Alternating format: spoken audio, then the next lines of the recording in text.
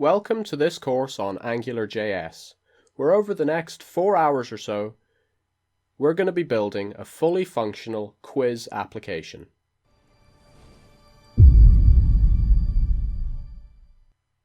So this course is designed specifically to target people who have maybe a little bit of JavaScript knowledge, but have never written any Angular code. So maybe you've tinkered with jQuery or you've built some websites and used some JavaScript, but you've never dipped your toes into the water of the sea of Angular. This course is perfect for you. It's going to walk you step by step through a lot of the core functionality of Angular without getting too in-depth with ideas and concepts and theory about Angular. You're just going to be building an application and growing your knowledge of Angular. But if you have used Angular in the past, this course is also for you.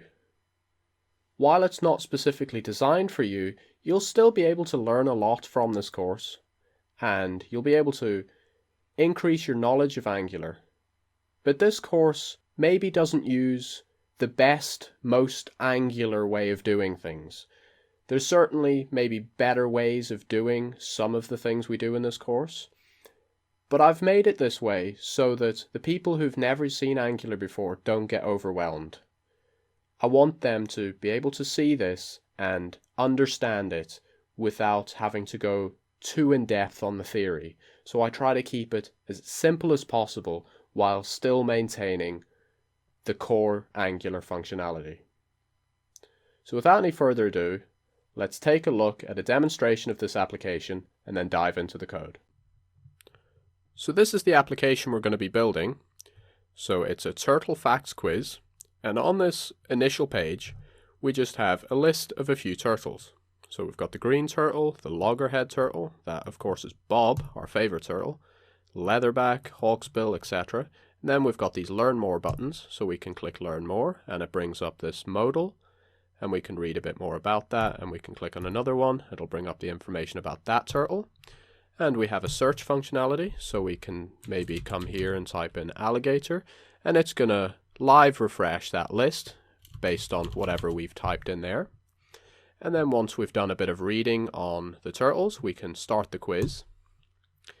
And we've got some questions, and we can just go through the questions, and as we click it, we get some feedback as to what we've selected and which questions we've answered and which we haven't. And we can continue through and just select some of these answers. So we've got image-based questions as well as text-based questions. And we can select a few more answers until we get to the end. And then when we get to the end, we click continue. We'll be shown a prompt. It says, "Are you sure?" And we can click yes. And then we'll get a mark.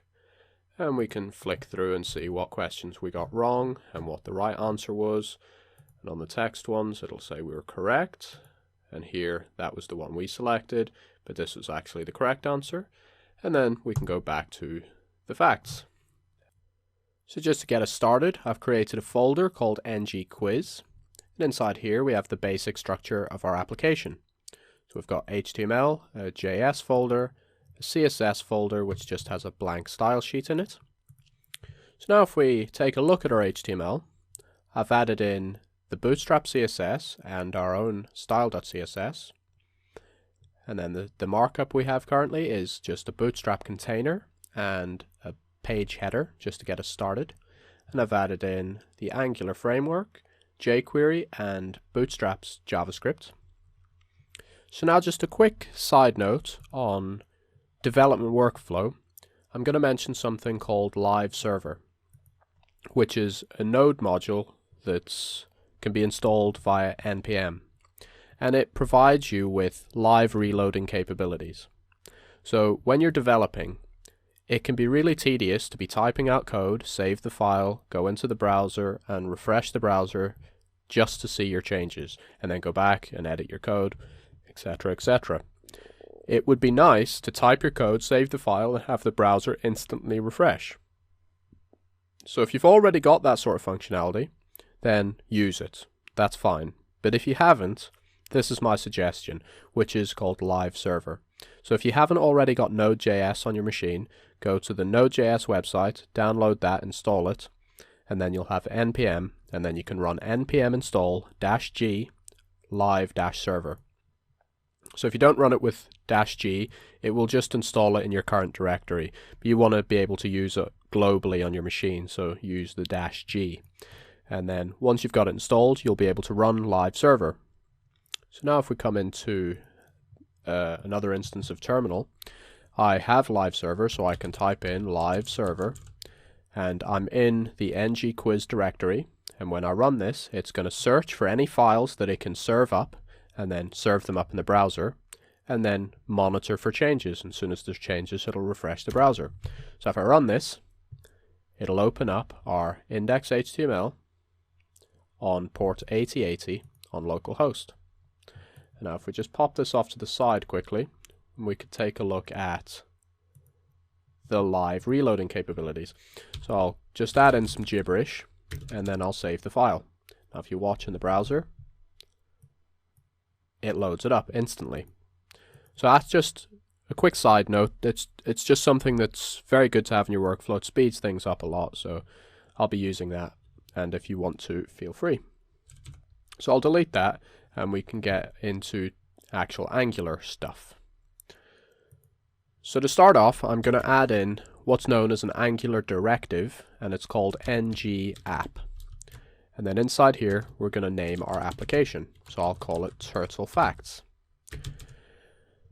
So what a directive is in Angular is simply a bit of code that tells Angular it needs to do something. So in this case, ng-app is telling Angular what part of the HTML it's in control of. So we put it on the HTML tag because we want Angular to be in control of our whole page. But if we had a static page that just had an Angular application in the sidebar, then we just have the ng-app directive on the sidebar. And of course we could add it onto the body, and it would work just the same as having it on the HTML tag. I just like to add it on the HTML tag. And then we called it Turtle Facts. So now it's going to go off and search for a module called Turtle Facts.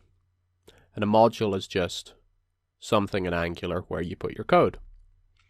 So we need to create the Turtle Facts module.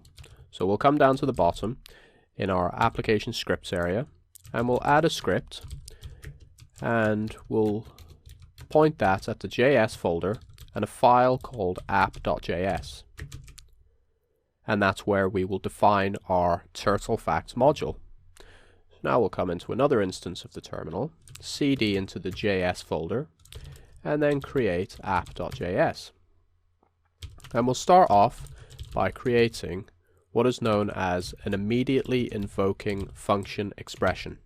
And that sounds very complicated, but all it means is a function that will run automatically when the page loads. It's a bit more complicated than that, but for now that's all you need to know. And I will create another video in the future that explains exactly what it is, why we use it, why it's useful. But for now, just use it and know that it's just a function that runs automatically. So then we can use the Angular keyword, and we want to create a module, so we use .module.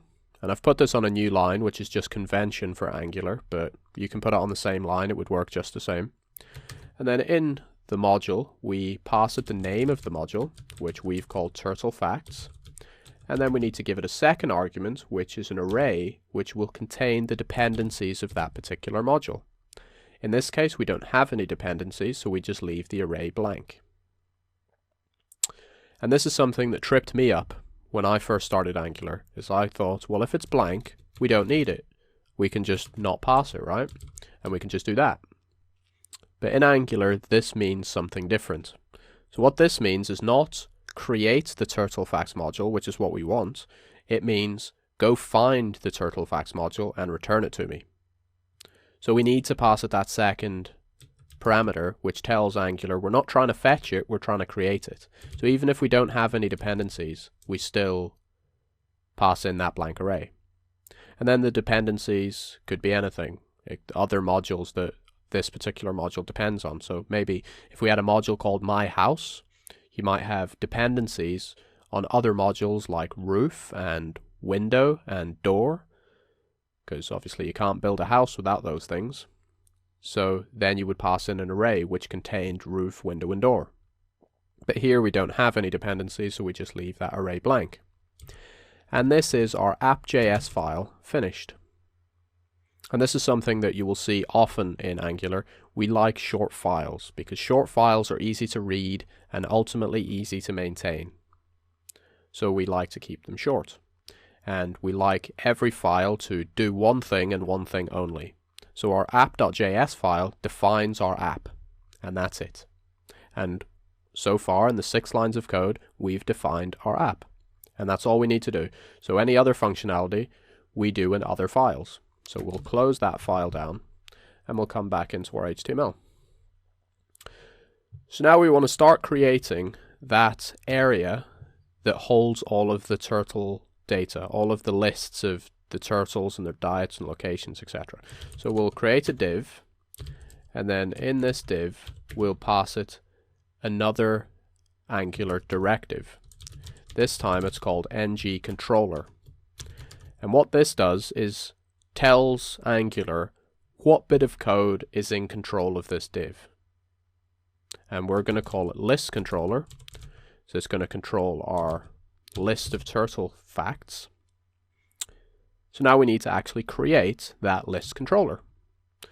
So again, we'll go to the bottom of our file and we'll add in another script tag, and we'll point that at the JS folder, and this time we'll create a subfolder called controllers, which is where we'll put all of our controllers, and then we'll call this list.js because it's our list controller.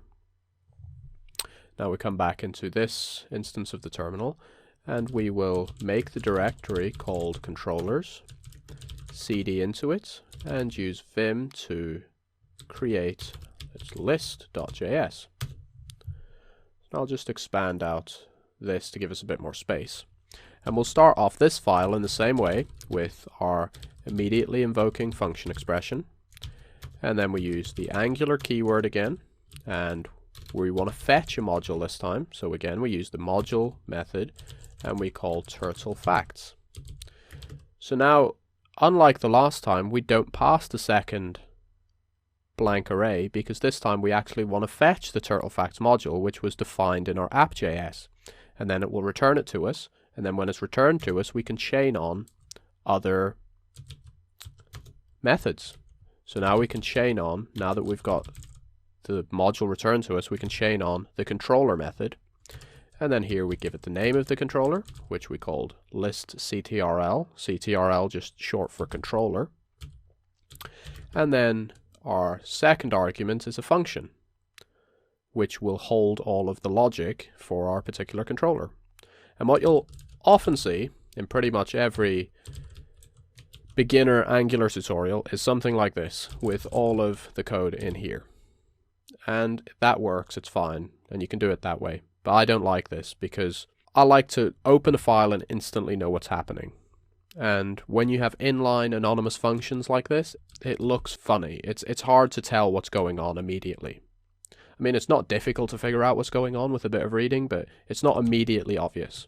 And I like it to be immediately obvious.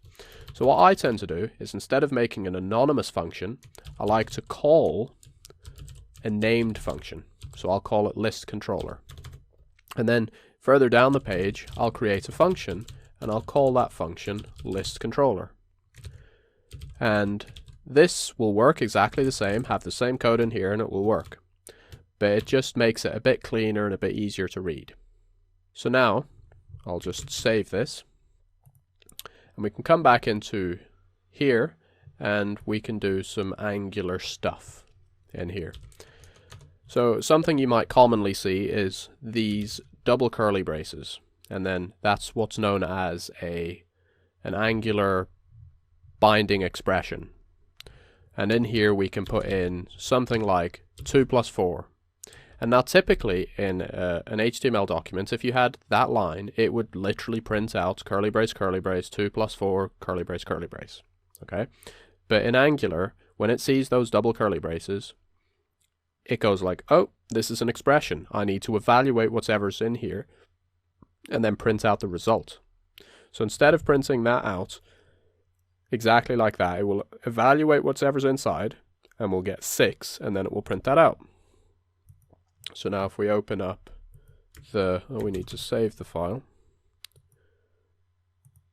We open that up in the browser, it prints out 6. Instead of that, because Angular knows that this is an expression and not an explicit statement. So now we can use this to our advantage by creating variables and properties inside our controller, and then using these expressions to print them out to the window, to the HTML. So that's what we're going to do in the next video. We're going to take a look at how we can create properties on the controller and then insert and inject those properties into our HTML and display them on the page. For those of you that haven't checked out my website yet, I do a full article write-up for every single video that I put out on YouTube, and that will include code snippets and other little things that will help you along. The link to the write-up for the current video is on the bottom left of the screen. And if you just want to continue watching this video series, then just click the link in the center of the screen and we'll get started with the next video.